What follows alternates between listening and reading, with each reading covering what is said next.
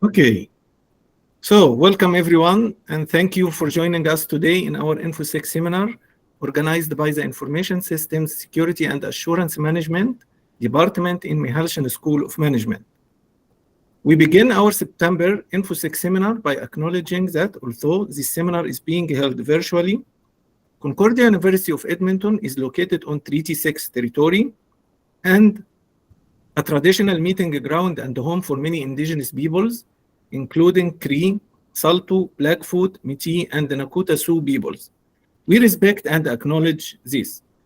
We are pleased to welcome Dr. Sharif Al-Barad, our interim dean of management, and Dr. Andreas Glozo, the deputy provost, who have joined us today for this great InfoSec seminar. Today, we are pleased to introduce our guest speaker, Justin Halabi, to give us an interesting talk about SAP security, risk identification and response. Justin is a senior consultant in the technology risk consulting industry.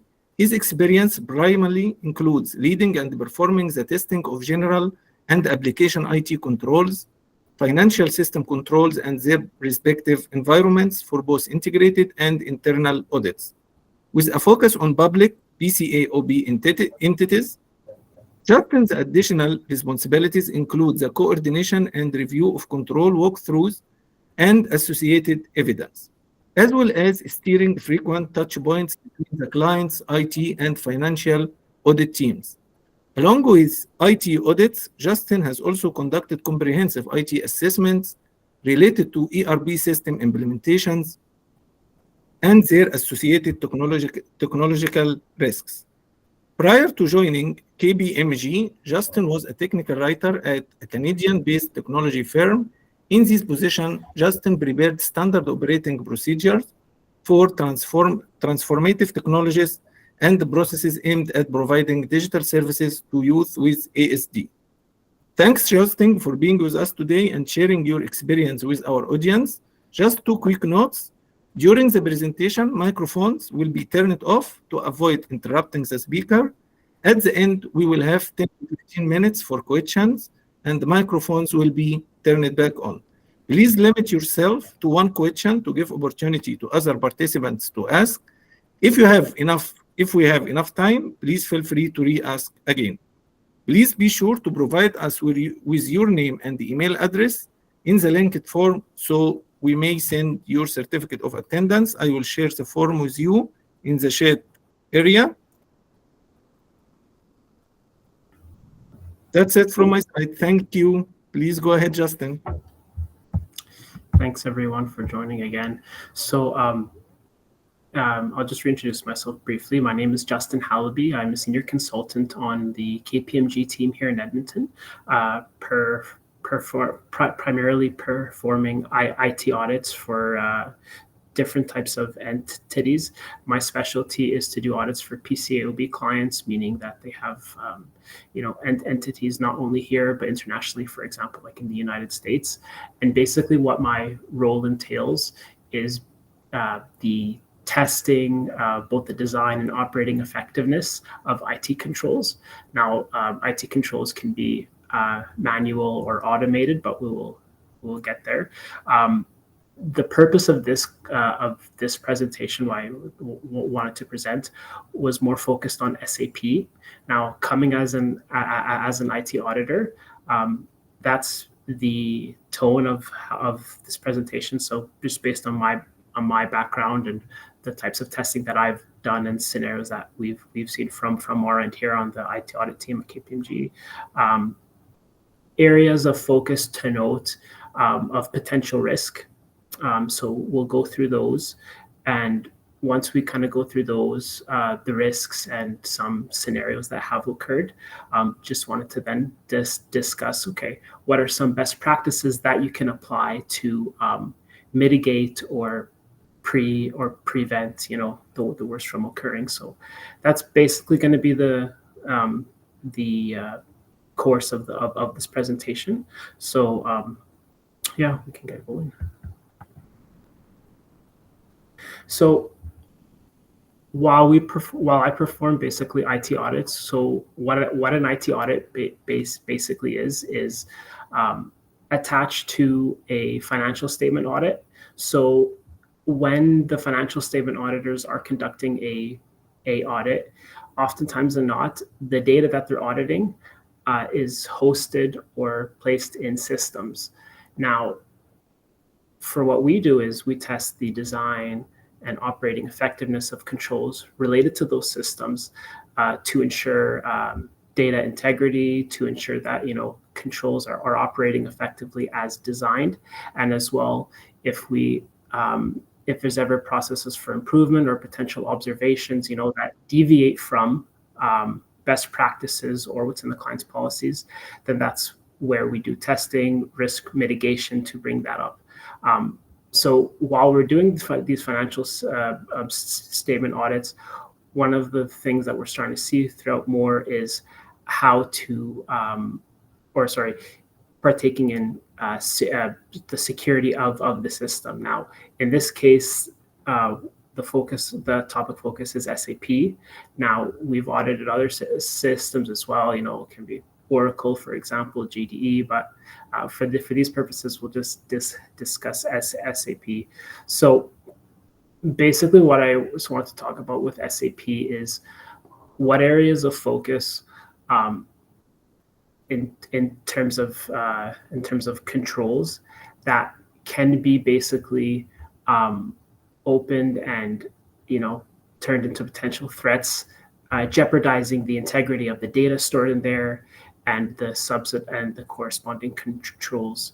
So here we do have some examples written here, more so based off security. However, what I wanted to note is threats that can come from SAP. It's not always going to be from an external actor or a threat. It can be from poorly designed internal controls, which is what we'll be discussing about. So before we get going to the areas of focus, there is some facts or details that we have gathered here. So why SAP security matters. Some of these stats are from 2020. So for example, $55,000 per hour is the average cost of an SAP system downtime. The result of, for example, like ransomware attacks, zero-day threats. Those are continuing to occur and resulting in high costs, system downtime, increased scrutiny from regulators and various stakeholders. So SAP security was, from what we've seen, is not is getting away from an isolated aspect and more of something that's integrated in the design of the controls that we test. So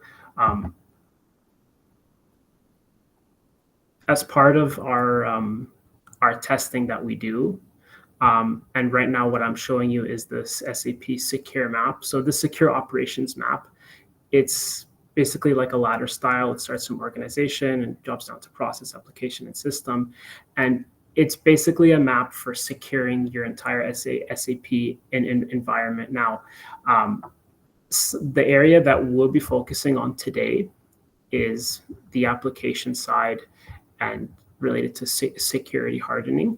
However, you will see here that there is other aspects of that as well. So for example, like security monitoring, forensics, more so related to like fraud and preventing and detecting fraudulent activities. But for us for today, we'll be focusing on the application and the security hardening part, because that does actually go hand in hand with our testing that we do over IT controls.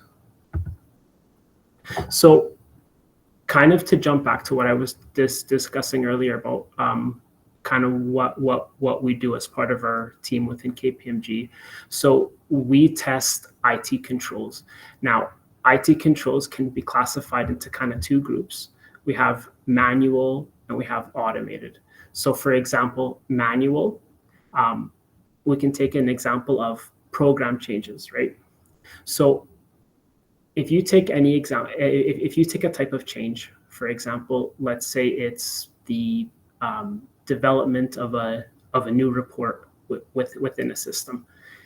Now that development and that implementation involves multiple phases.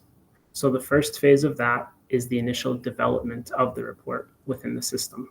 So what that means is it's being developed in an environment, a non-production environment, that way, if any kinks occur, if any issues develop that require rework, it's isolated inside a non-development environment within SAP, and that way it won't result in any potential downtime within the production environment.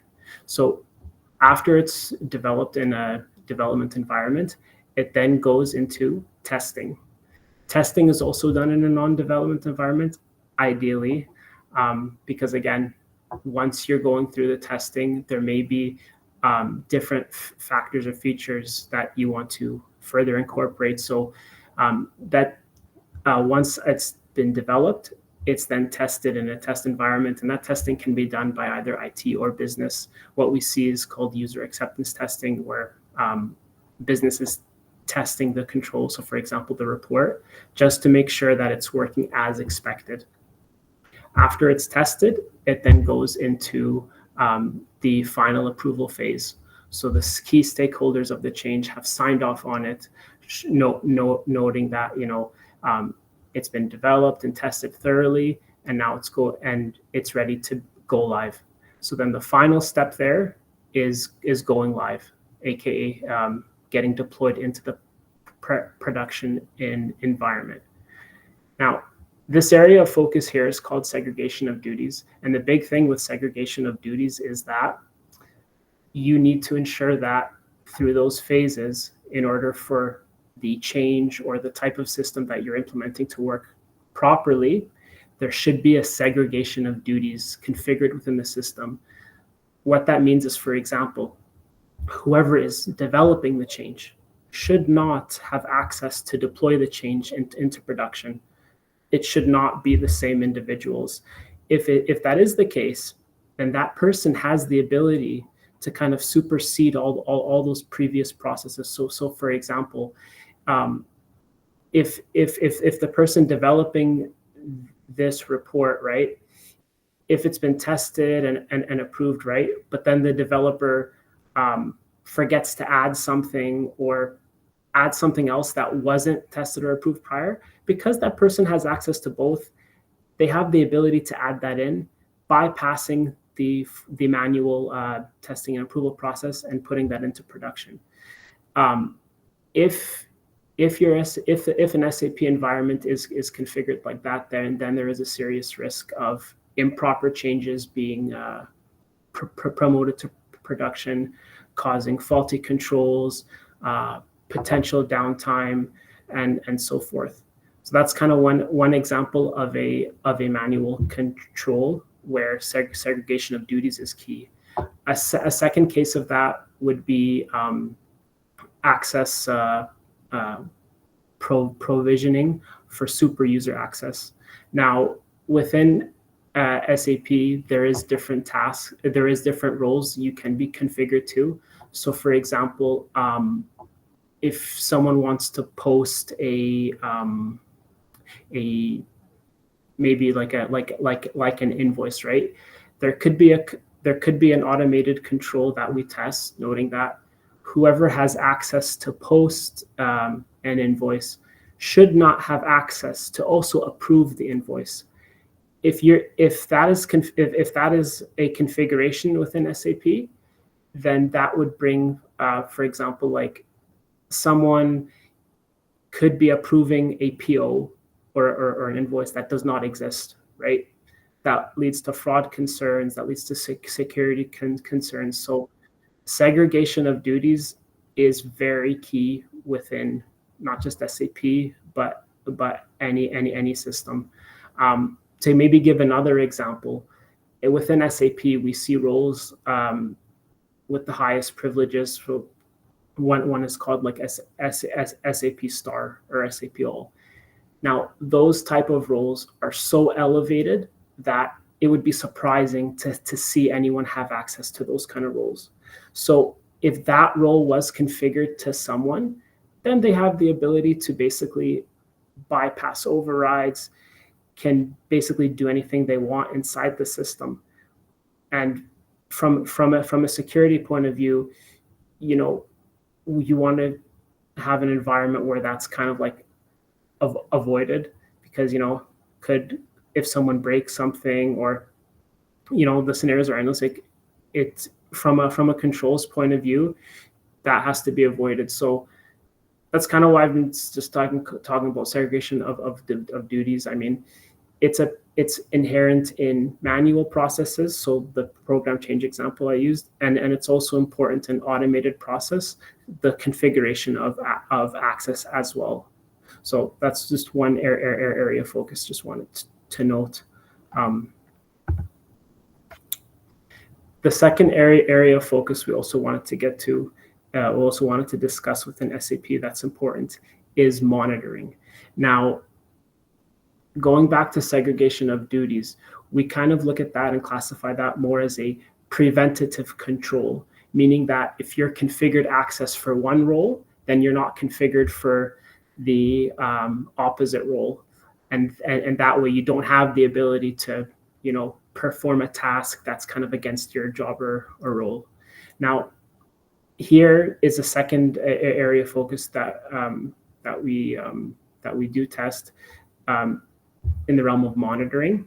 So what we find is that in some cases, so if I go back to the example we had about like program change, there may be situations where within like an SAP environment, so maybe like S4, where you have users that are configured to create and release program changes, so more on the development side, right? But those users, due to the organization just not having the manpower to have, you know, the associated like change migrators, sometimes in order for people to, you know, complete their tasks, they have there may be a case where some of those users are provisioned both development and migrator access, which in that case is a segregation of duties conflict. So for us, right, once we're performing our testing and we see something like that, right, that could be a very serious concern, right? That's like a potential observation, right? Now, in this area of focus monitoring, there is something that, you know, in a case where the entity, you know, doesn't have that segregation of duties. So just using the program change example, what they could do is through a detective monitoring control, right? They could have what's called a regular, daily, weekly, so basically a periodic review of all the changes that are transported through transport logs from development to the production environment. What that means is like every, like, let's take, for example, on like a weekly basis, there could be a control in place where, knowing that they're unable to maintain a segregation of duties between developers and migrators, there is an allocated team or an allocated group that, and in our experience, it's more so the security team, that is actually reviewing all the logs that are transported, or so all the changes that are deployed into production, right? And they're reviewing those logs on a regular period. So in this case, like a weekly period, and they're doing that to ensure that even though segregation of duties cannot be maintained in that case, there's still a detective control in place where they're reviewing the contents of each log, and that'll ensure that, well, maybe I won't use the word ensure, but that's at least an additional step to note that nothing being promoted is unauthorized or non-compliant with the requirements of business or the entity in general. So that's one example of like monitoring being another situation that you can use within SAP. Now, going back to the elevated access. So in the previous example, like I used like SAP Star, right? So with SAP Star, SAP All, right, those are privileges that you would be surprised if any individual user had. However, there is cases sometimes within SAP where while doing their day-to-day requirements. So for example, like in our line of work, sometimes we test like automated controls, and when we're testing automated controls, like so for example, like a report, right? We require the client to actually extract the back-end data in order to reconcile the contents of the report. So for us, we call it like report to source. In that situation, right? Usually when we're testing that with IT, they are usually unable to log into to access some of those tables or source tables for us. So because they're unable to access those with their normal privileges, they go into what's called like a firefighter access. What firefighter access within SAP is basically a request to fight fires. So in that case, they're not. Sometimes they use that to, if something in the system is going awry, like something significant to like financial reporting, that they would need that access to go in and repair or attend to something urgently. Now, with firefighter access, what that is within SAP is that you can request elevated access, get approved for it, and then once you've performed your task, someone else is going in afterwards and reviewing your activity log. So that because they are reviewing what you've done, it's what I would call a detective control. So previously we're talking about preventive with segregation of duties. Now we're getting into detective monitoring. So that's one example of within the system using firefighter access and that feature within it's called SAP GRC, so governance, risk, and compliance tool, to basically ensure that all the activity that's going on is being logged and reviewed, and the access that was given and the activity that was performed was appropriate.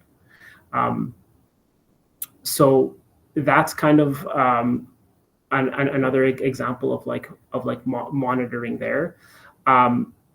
Now, just because we're talking about SAP, there is also what's called like a manual review.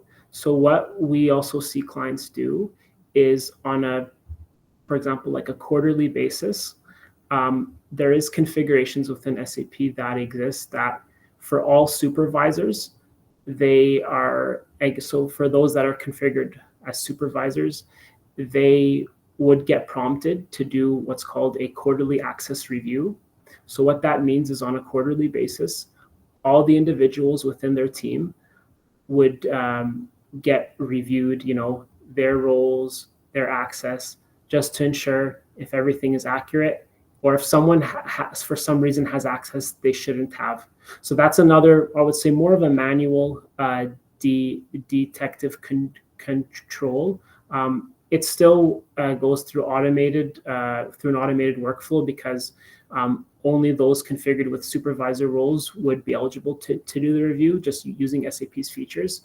But I would say it's still more of a manual control, where you're just manually going through the access of your team and just ensuring that on a periodic basis, all the access that's been assigned should be appropriate. And if it's not appropriate, then those individuals need to be flagged, because if you have a case where if someone has elongated access or extended access that they shouldn't have, then they may be able to perform activity that's not commensurate with their job responsibilities.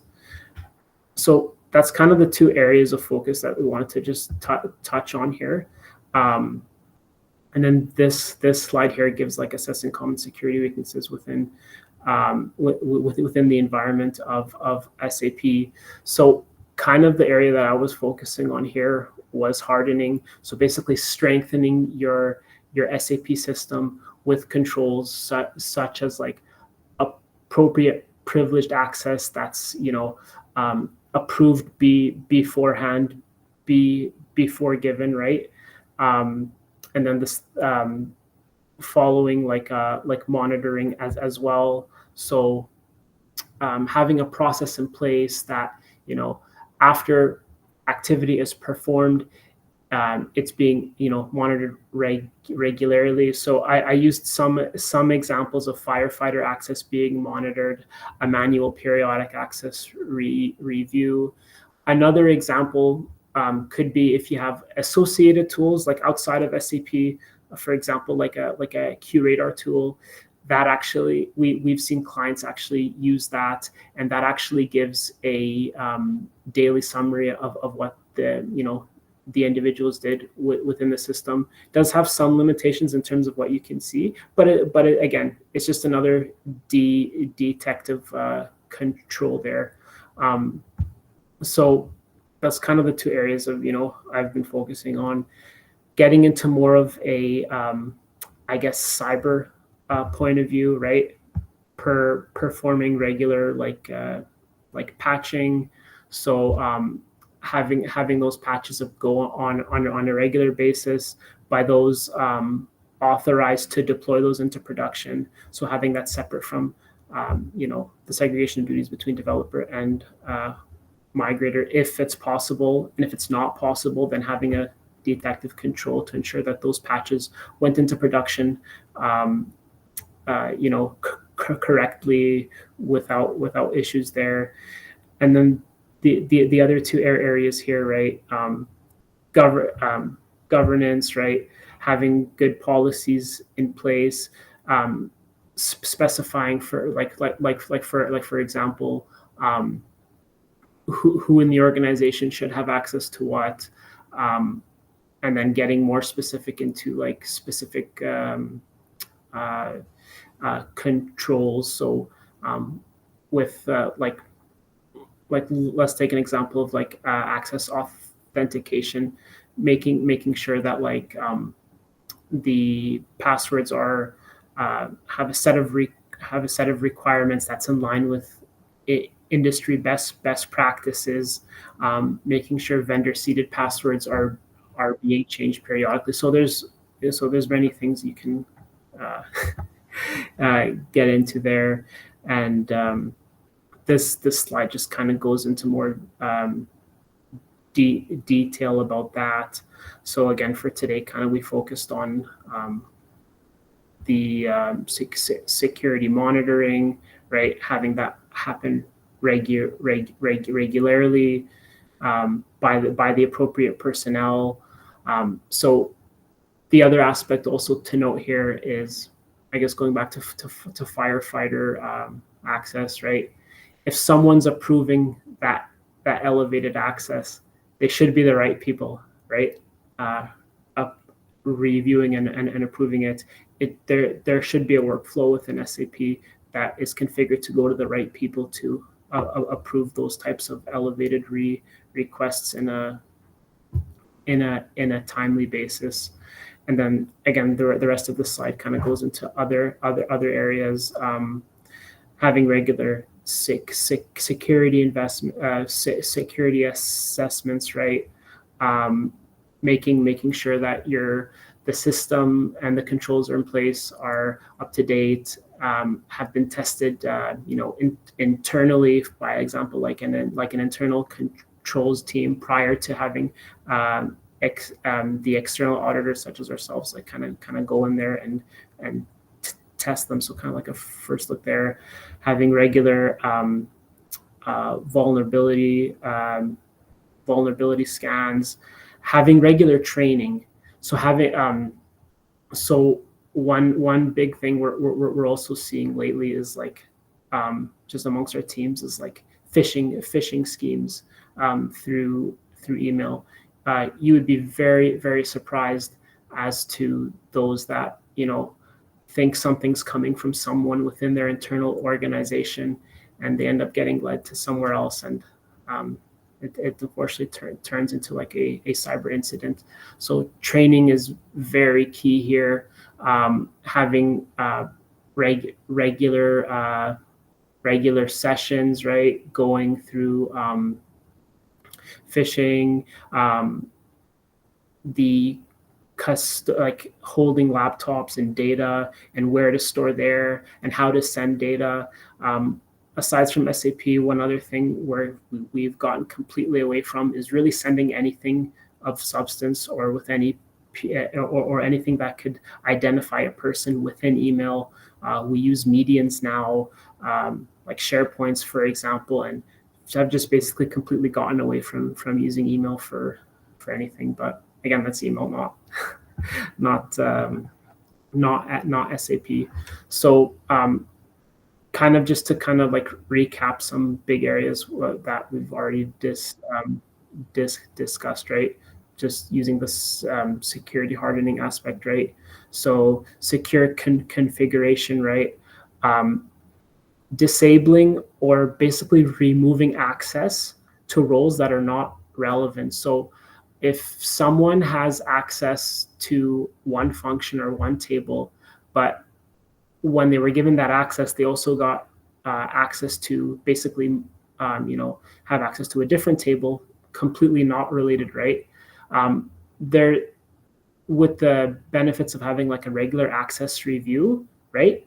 You can catch that hopefully on a timely basis and remove that access so they're not accessing something that they're not supposed to. But again, that's the detective part. The preventative part is really when that access was assigned within SAP, that access shouldn't have been given, and it's limited to the minimum of what you require to complete your task. Access control, again, we've discussed that there. Segregation of duties, least privileges, regular auditing and monitoring, right? So what we've also kind of went through with having a regular periodic access review, daily security logs that can monitor both user activity and, for example, like transport logs, like what kind of changes have been deployed into production, right? There is solutions within SAP that can do that, and there's also ones that are outside of SAP that can do that as well. And and then these slides just kind of expand kind of on what on what we're talking about. So having a main security assessment, looking at all the controls and systems in place for within SAP, what kind of instances are there, what kind of configurations are around, like who can access what, or is there any like automated interfaces going on and who has access to there, right? So there's a lot of things to look at within SAP. For kind of this meeting, I just tried to focus on a couple of key things that actually our cybersecurity team sees and always puts as big areas of concern: segregation of duties and monitoring. Having those preventive and detective controls in place, can certainly strengthen your environment. Removing the, maybe not removing, but reducing the risk of having, a cyber incident occurring, internally within your environment. And then that's kind of where some of these solutions come from as well. So in this slide, SAP security architecture, right? Having like single sign-on throughout all of your SAP systems. What that means is if you have different environments within SAP, you have one way to log on, right? So for example, like through the network. Some things that we've seen here with other clients is they have what's called like a local way to log in, like a local authentication that's usually restricted to high privileged personnel. But if those local password privileges are not compliant with the password policy. So for example, there's no minimum character requirement. There's no password expiry, so you can use the same password over and over again, right? If that were to like become more widespread, right? That's a serious issue there. So kind of having like one method to log in, not having different local ways that may not be compliant with the password policy. So just one example of that here. And then the security hardening techniques here. Now these are again more related to the cyber side, but still listing them here. Having regular patch management, so if there's vulnerabilities or risks in place, having those happen at regular time in intervals. So for example, we have one client right now actually going through a huge SAP transformation. They're going from a legacy SAP system known as ECC to SAP S4 environment. And the reason for that is because ECC is outdated, and I think by 2027, that environment will no longer be supported by SAP in general.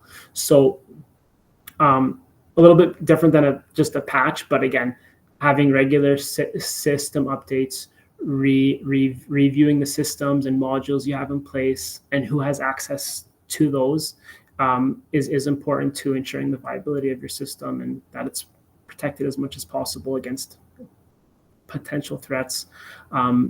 Network security, again, monitoring traffic, especially if the entity is operates in multiple regions, right? They should have access controls or ways to see, okay, who's logging in from where, and ways to monitor that traffic. In encrypting data, right? So when we deal with clients, we at times we have like confidential outputs or extracted outputs that we send back and forth. That data is encrypted in transit to prevent a potential incident. So, and important to have those. And incident response.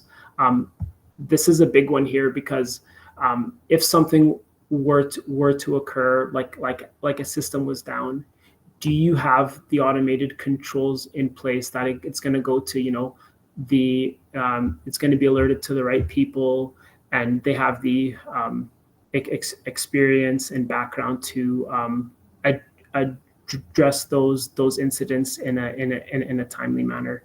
So that's kind of what the whole gist of this presentation was, focusing more again on segregation of duties and monitoring. However, just wanted did add the cyber configurations as well. Over here it talks about having a holistic maturity assessment from the SAP Secure Operations Map. So not just evaluating the controls that I talked about, so access, but also monitoring, also having see, okay, how is the entity identifying and detecting potential threats to through like business email compromise, so, or how to ensure the validity of purchase orders, so going to those specific processes. So even though those are from business, right, security is kind of entangled in all of that, or else again it'll lead to potential fraud cases, security events leading to downtime for the system, right? So just wanted to kind of go through there. Go through those specific processes here, and again here just talking about incident response, right? Having a team familiar with the environment, having it routed so they're able to respond to incidents as quickly as possible, and then having like an incident process plan as well, right? So that incidents are being categorized, on a level like critical or priority one, and having like a tool that can track all those and just see like what caused the incident, who attended to it, how long did it take. So all kind of ingrained there.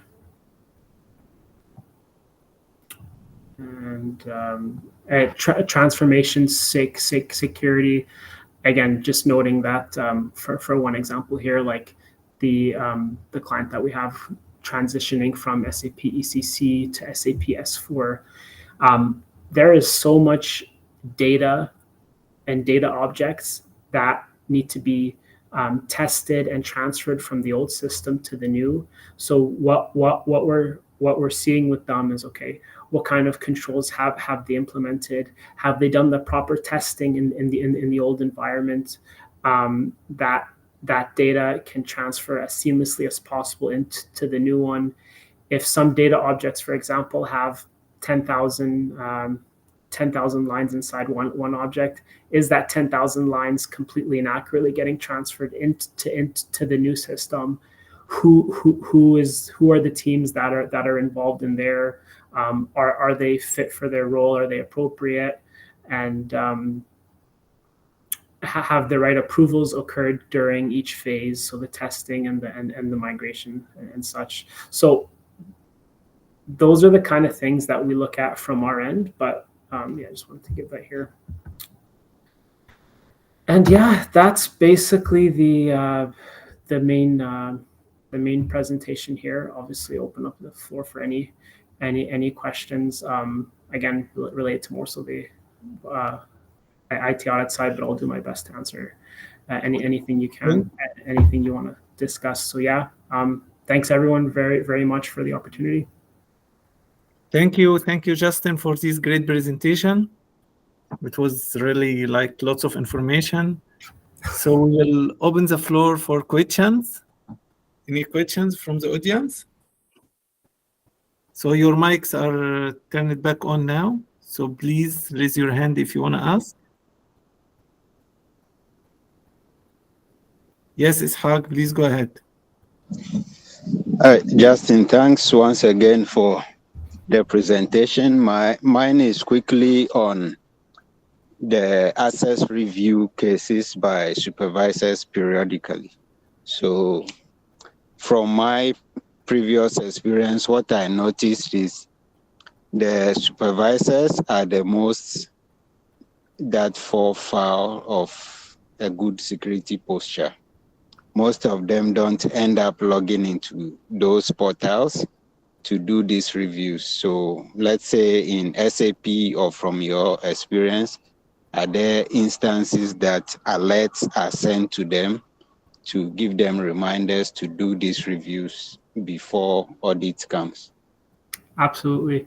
Yeah, that actually relates a lot. So for one of our clients, what we see is they do what's called a semi-annual review of periodic access, and how the control is configured is so it's not someone manually generating a list. Like there is a feature within SAP that flags each supervisor, like you're saying, and then prompts them to do the review for the members of their team. Now, from what you're saying is absolutely correct. As we kind of follow the documentation that we've provided, there is absolutely supervisors that let's say the review was supposed to commence on one day and then end 2 weeks later with all the users and roles and privileges reviewed by that supervisor. Now, if they're not logging in to review, what we have seen in our end is there's like an internal governance team that's kind of managing that whole process. So they are in the loop of there. They can see who's based off that configuration. They're able to automatically generate a report that can see who all the supervisors are. So working with like the IT basis team, they can see who's submitting their reviews on time and who's not logging into the system and not doing it. And those users are continually have to get reminded. And if they don't respond right, it's it will get escalated to their supervisor and such. So that's kind of one thing we've seen. The other thing we've seen is sometimes there's individuals that actually have roles, have profiles and privileges within the entity, right?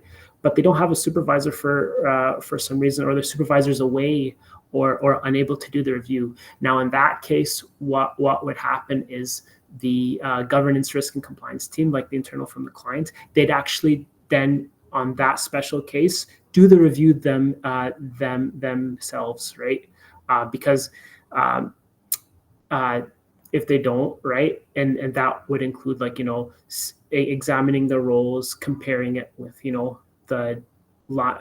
the daily tasks of their role. So let's say they're in HR, right?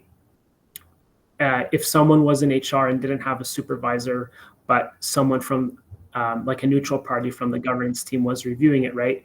As they're reviewing it, they'd look and see, okay, this person from HR or from the HR business, right, probably shouldn't have a role like the SAP star, like IT super admin, right? So they would have to do that kind of extensive review, collaborate with other HR kind of supervisors, just in that case. But yeah, just to go back to kind of what you're saying, just to sum it up, if the supervisors are not logging in, then they will get then there will be an escalation, and their supervisors will know about it.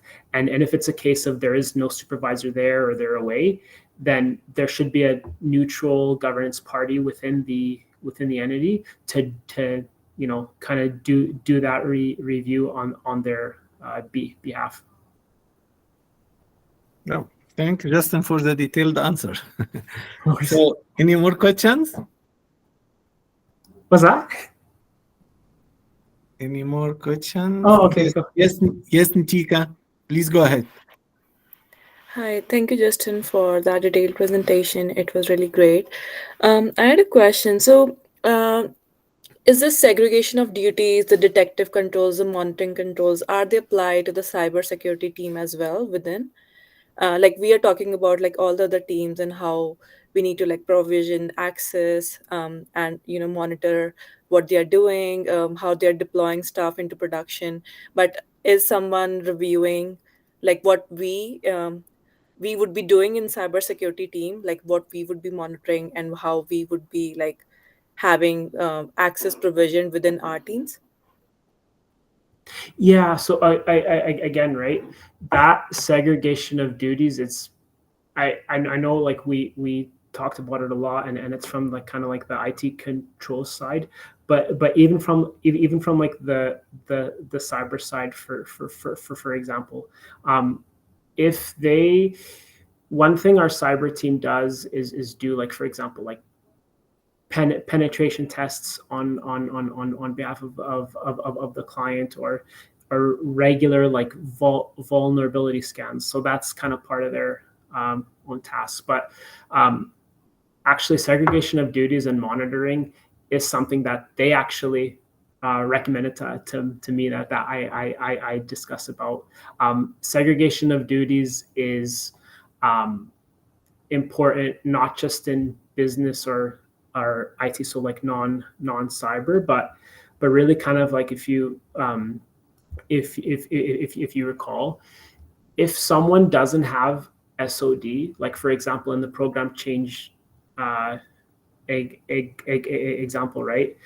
If they can like deploy changes that they've already developed, then there's a huge question, and let's say in that example there's no monitoring control, so they're not looking afterwards on what's been done, then no one knows what kind of changes are coming into the system. And if something was improperly migrated or not tested, right, or following those steps, something could happen to the system, right? It could lead to unnecessary downtime, right?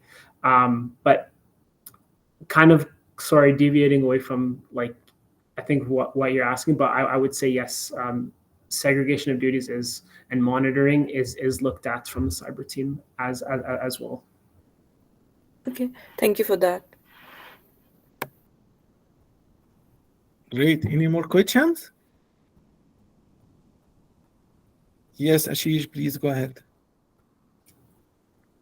Hello, Justin. Thanks for Hey. excellent presentation. It's a pleasure to connect with you again. I was just thinking about the technical risk aspect that you were mentioning, but there are other different types of risk, like the financial risks, the compliance risk, the operational risk.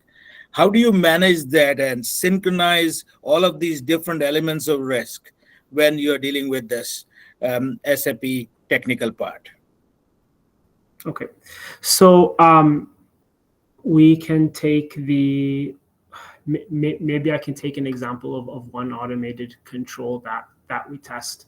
So let's maybe go like called the three-way match, right? So what the three-way match does, it's an automated control that matches purchase orders with basically what's been billed and what's been received, right? So in that case, right, once we do our when we do our testing, right, if an amount is not matching, right, so let's say the business ordered like $10,000 worth of a specific item, right, but let's say only like 3,000 of it came. If that control is not automated to work properly, right, then it's an IT risk, because that means those IT embedded configurations are not working as expected.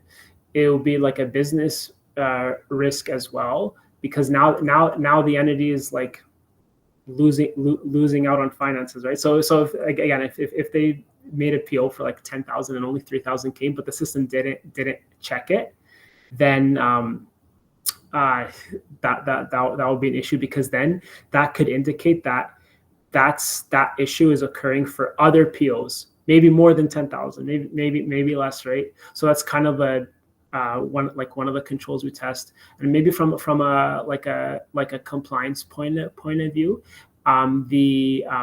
if those configurations were like set to follow like certain guidelines. So for example, let's say that